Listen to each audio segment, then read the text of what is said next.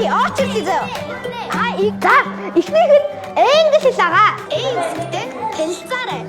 Энэ бол цагаан нугай ихний хэсэг. Ер нь би ингээд цэцэрлэгтэй хахад бол манай энэ багшнууд бол ер нь юм халуун юм сэтгэлтэй байдаг. Бас надад юм сайхан ханддаг гэсэн. Тийм болохоор би одоо бас өөрийгөө ингээд илэрхийлж чаддаг.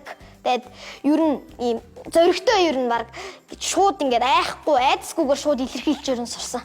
Нөгөө нэг цэцэрлэгтэр байхад системийн хичээлтэй ийм нөгөө нэг тоглоомнууд байдаг. Тэгээд би ер нь энд амар дуртай байсан. Ийм нэг технологийн би ялангуяа энийг яг амар санаж байна. Би энд амар дуртай байсан. Тэгээд роботоор ингээ хөдлүүлээд явуулаад байдаг.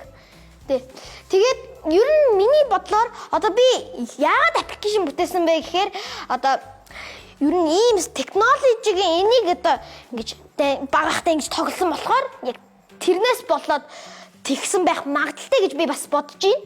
Тэгээд хамгийн 2 настад нөгж ирсэн юм. Аргуулах хүүгээ. Нөгөө ээжтэй хамт ингээд судлаад явж байхад бол ирээ танилцахад нөгөө айгүй эрүүл хаалтай байсан нэгт.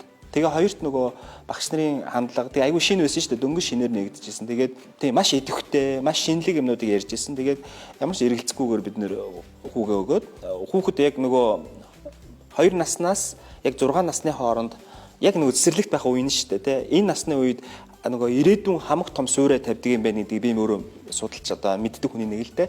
Яг тэр үед бол нөгөө цэцэрлэгээс авсан одоо маш олон мэдрэмжүүд манай хүүг маш их олон юмд хөгжүүлсэн баг гэж би боддгийн. Би үсгээр ихэлсэн дээр нь барь шүү заяа.